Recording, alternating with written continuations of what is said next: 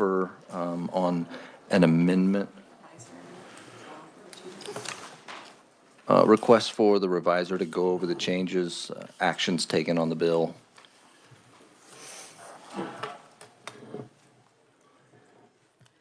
Thank you, Mr. Chairman. Senate substitute for House Bill number 2382 would enact a new section of law requiring school districts to include a human fetal development presentation as part of any course that addresses human growth, human development, or human sexuality. This presentation would be a high-quality computer-generated animation or high-definition ultrasound of at least 3 minutes in duration and would show the development of the brain, heart, and other vital organs in early human fetal development. When the bill passed the House, this bill related to state board member education compensation. Representative Poskin. Thank you, Mr. Chair. Since we had no hearing at all on Senate Bill 275 and K12, I do have a couple of questions for the reviser. Thank you. So this body spends a lot of time talking about protecting religious freedom, and the House just passed sub for HB 2299, which I think is now in 44, regarding anti-Semitism and discriminating against those of the Jewish faith. The supplemental note says the proponents generally stated that the bill would help address religious discrimination. My district is home to the Jewish Community Center and a large and beloved Jewish population. The Talmud, a foundational text in Jewish law, states that the fetus is considered a mere water before 40 days of gestation, and even after that, it is part of the pregnant person's body, not yet having its own life or independent rights. Some of the videos mentioned in Senate Bill 275 testimony and the assertion of other conferees directly contradict this religious teaching. So my question for the reviser is this: if House Bill 2382 passes as amended and a school district chooses one of these videos, would a Jewish teacher be required to teach this mandated curriculum against their sincerely held religious beliefs? Reviser. Thank you, Mr. Chairman. This bill does not speak to any school district policies with regard to how it would require or allow a teacher to teach or not teach a particular course, class, or presentation. Would it be fair that local control and that teacher's constitutional rights would still be intact? There would be local control to be able to make those decisions. This bill does not impact a school district's ability to work with its teachers and the needs of those teachers. Correct. I have a couple questions on, since we're on this. I was talking to one of our committee members, and does it specify middle school, high school age, or a certain class? It seems like it stays pretty general. Would you comment on that? Thank you, Mr. Chairman. The bill only specifies any course or other instruction that addresses human growth, human development, or human sexuality. Anything that you guys have heard that gives that clarity on how, just school districts being able to know how to implement this a little bit more? If I may, Mr. Chairman. Mr. Thomas. It's, the bill is 8 lines long. The bill doesn't touch any of the statutes, current regulations on the books, or sex ed is to be taught. And all curriculum and how it is taught is left up to the local school district. So this bill doesn't change that. Therefore, the local control is still intact, and the local school board not only creates the curriculum, but it, implements it as well. Thank you for that. Representative Poskins. Thank you, Mr. Chair. I would note that the language of the bill says that every course that addresses any of those subjects must include this video. So in my purview, that would include anything K through 12. If it, a PE class like charts their kids' growth in elementary school, that would be human growth. It says every. Senator Thomas. Could you tell me what video specifically is mentioned in the language? Because I see none. I don't see that it says that every course must show a video. Every course that touches human growth and development, et cetera, must include this 3-minute video. It doesn't specify the video, but it says every course must. Representative Thomas. Question for Senator Thomas. I'm sorry. Representative is history. fine. It's a new term we came up with, representative. Question, I guess, for the revisor then, because no statute is mentioned and in current regulation, it's required that sex ed be part of physical education, and this bill doesn't address any statutes, would it be correct to assume that those current regulations and statutes then have the con, so it's taught through the current regulations and standard on the books, which is physical education, sex education, curriculum designed by the school district? So am I misinterpreting current regulations? Tamara? Whatever is currently in place with regard to school curriculum, school courses, requirements for instruction, this would not change anything that is currently in place. This would add this requirement to current law if it were to pass. Senator Sykes? Thank you. So just a clarification, my understanding is it's not changing anything that's currently offered, but if there was any course that then, as a part of that course, whether it's in kindergarten or 12th grade, that they would have to use a video that was 3 minutes long, high definition, all of this criteria. Is that a question for Tamara?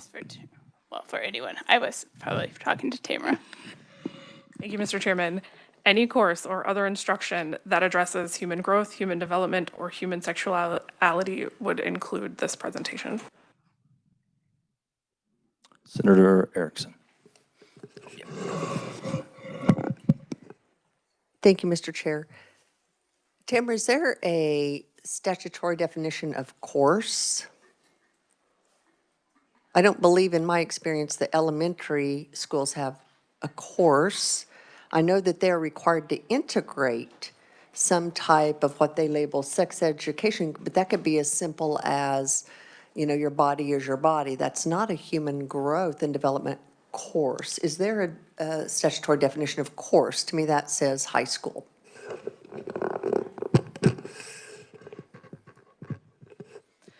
I don't believe there is a general definition of course that would apply across the statutes that would be applicable here. Senator Erickson? Follow-up, though, to my knowledge, elementary school does not have a course. They have a grade. Thank you. Senator Sykes? Thank you. So a follow-up on that, this says any course or other instruction.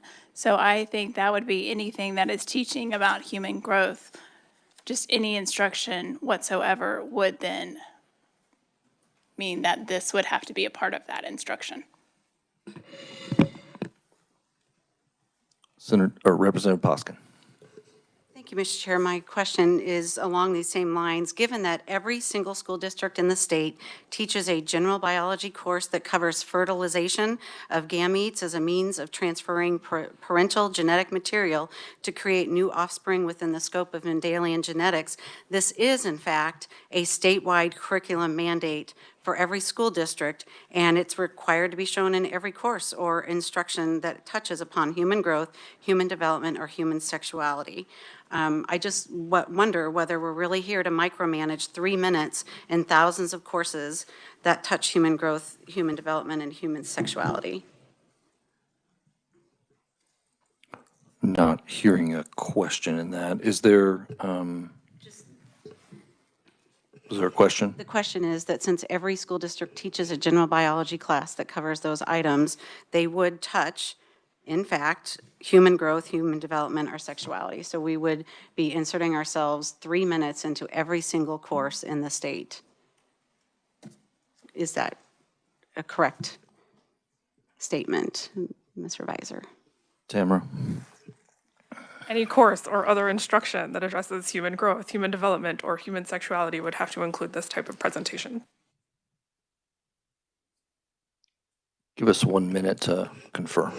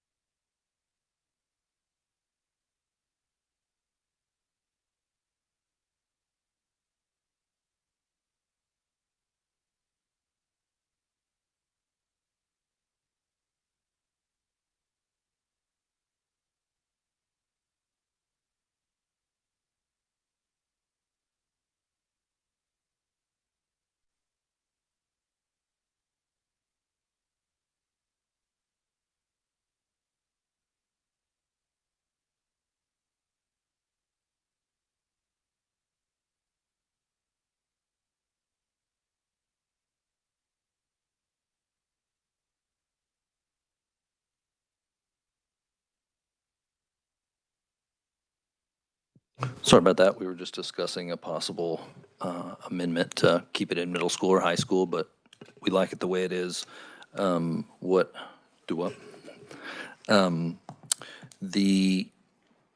would like to propose a possible amendment on to the existing bill that brings some of the spirit of the legislation for pay equalization for the state board. And what this would do, if Nick would pass that out to anybody who would like to see it. But the basic tenet of it is, as it comes, is it gives the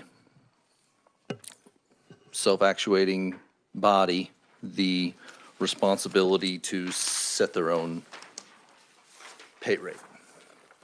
And in that, what it basically does in the amendment, and I will let, once Nick gets some things passed out, I'll let him explain what it does, but there's basically a striking of all of the details and the numbers, and it's handing that authority over to the state board to set their own pay rate. And adding that language to the existing Senate substitute for House Bill 2382 would be our starting offer. Representative Erickson. That's okay. Just a quick question. So does the House agree with the Senate sub for this bill as it stands on the current language as it came over to you?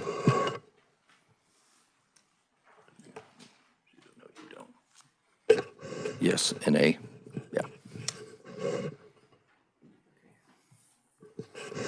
Give you guys a minute to confer on this.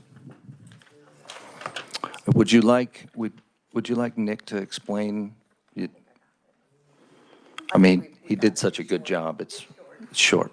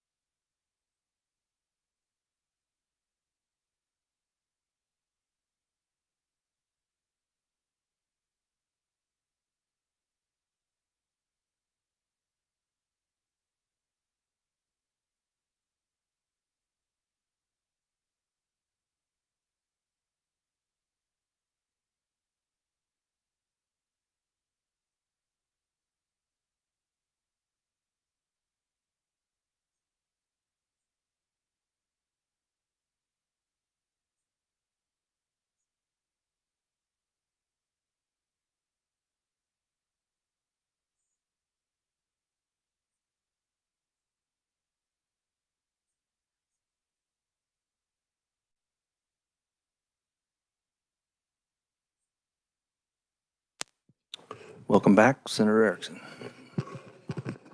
Thank you, Mr. Chair. We do have just a couple of questions so we understand how it works. So currently, is there an appropriation, an SGF appropriation for state board pay? And since you're the budget committee, you may know that or ask. The report that we had, and I'll have research chime in if they would like to. Last year's appropriation reported by KSDE was approximately 140,000 for base day pay and fringe benefits. That is what the total came to. 140,000 is in the current budget. The increase requested, and if they were to enact what they requested, those funds would have to be out of existing funds, existing agency funds. So that's the clarity I have. Jennifer or Matthew, if I missed anything.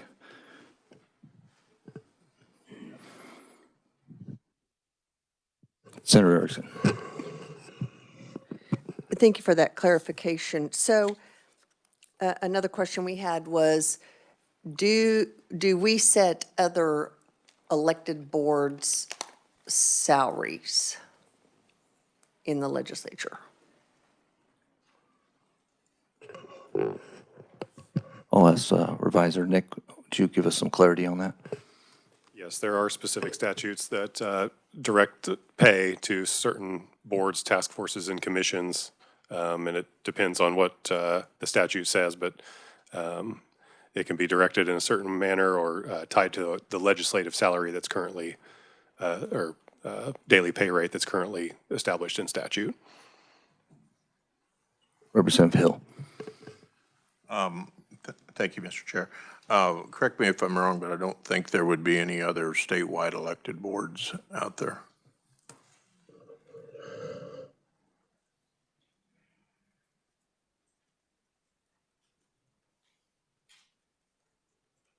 Yeah, this, if the question is regarding this, only a statewide elected board, I don't know that there are any. I think you're correct, but other task forces, commissions, established by statute, certainly.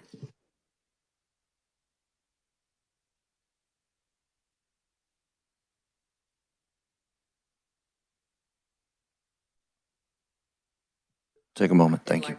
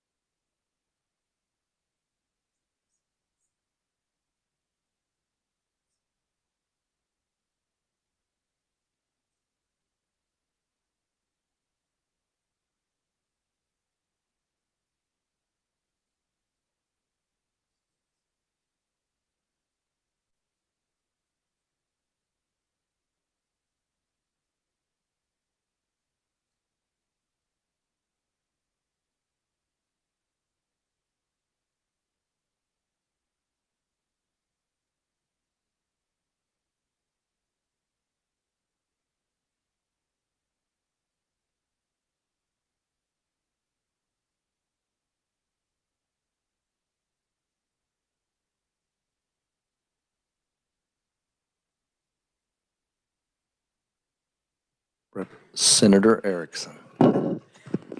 You're going to get it yet, Mr. Chair. Thank you, Mr. Chair, and thank you for your patience. The Senate agrees with the language. Except Senator Sykes. So I am not going to agree with this. I think there's no existing funds.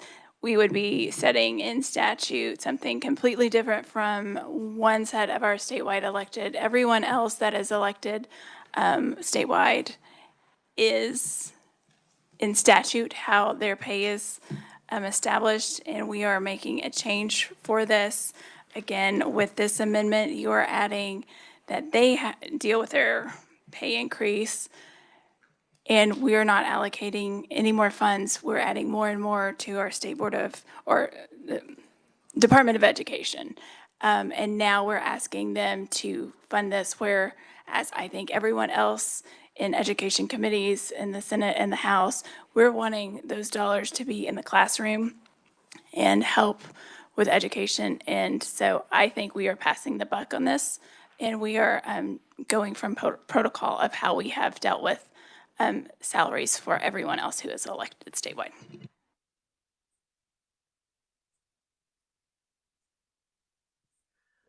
Yes, I think this is something that they consistently ask for, which is the authority to make the decisions and for the legislature to stay in our lane. I don't see it as passing the buck. I see it as giving them the autonomy and authority to deal with the pay as they see fit.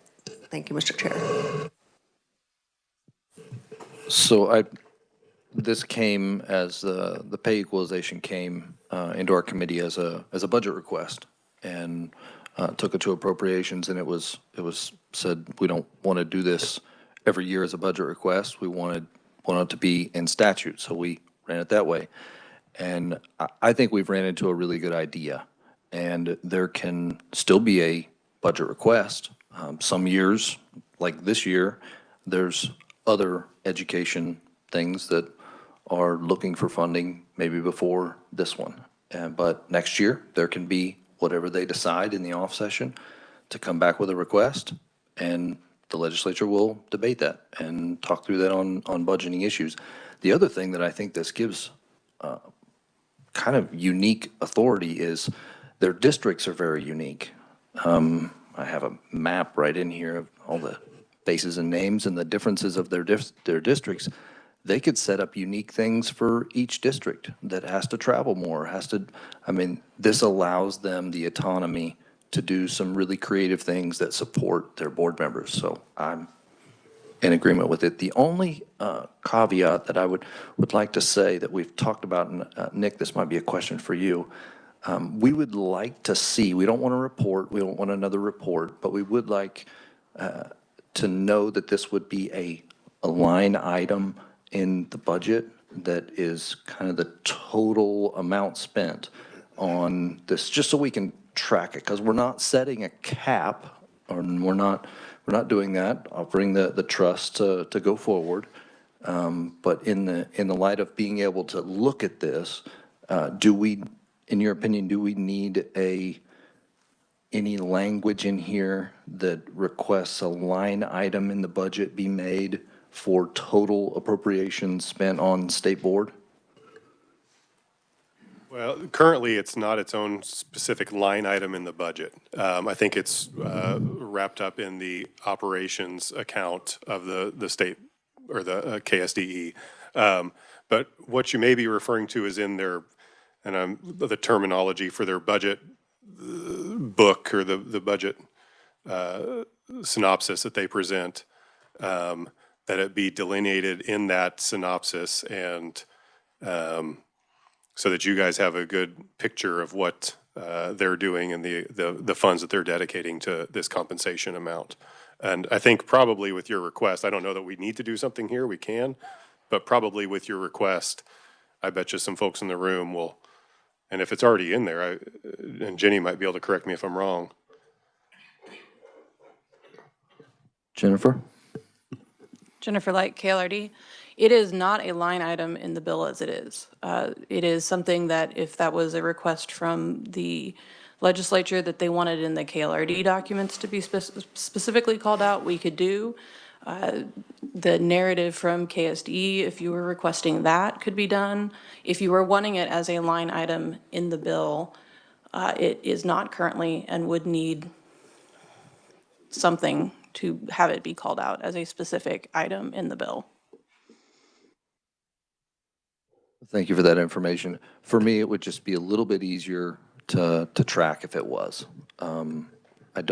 I know they're already tracking it. I know they're voting on this at each board meeting, turning in mileage, seeing which days, and, you know, with whatever structure they set up.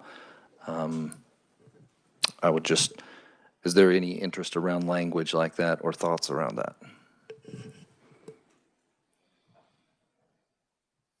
Senator Erickson. Thank you, Mr. Chair. I think it's a good idea. It's just a transparency issue, and I don't know that it would be terribly labor intensive to provide that information to the legislature. So I'm fine with it. I'll talk to my colleagues. I think is it on this topic? Okay. Representative Poskin. Thank you, Mr. Chairman.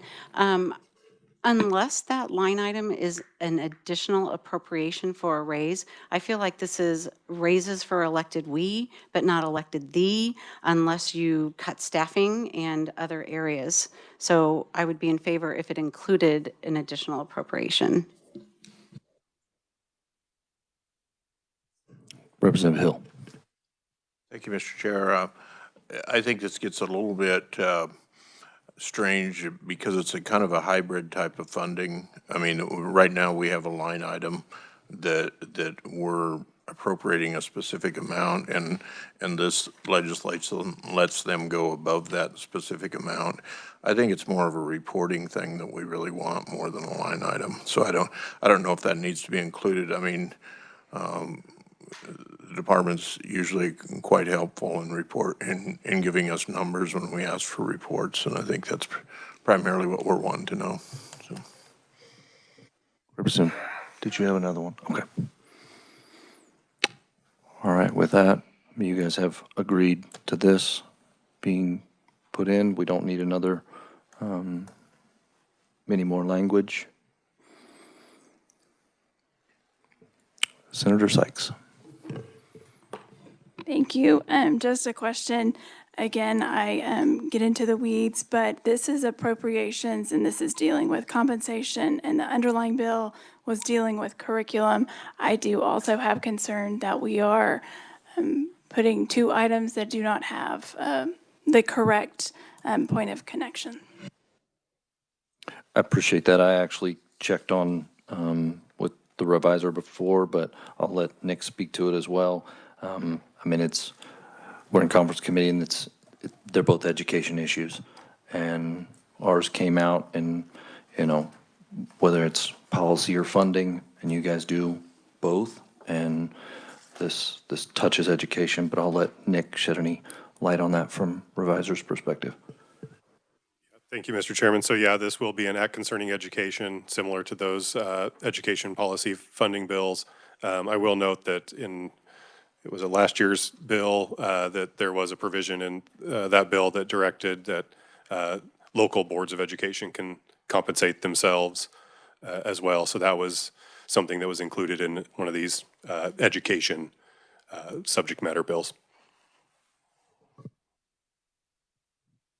Okay, thank you for that. If we don't have anything else, I think we're in agreement, and we will move forward. Thank you, everyone. I think we are adjourned.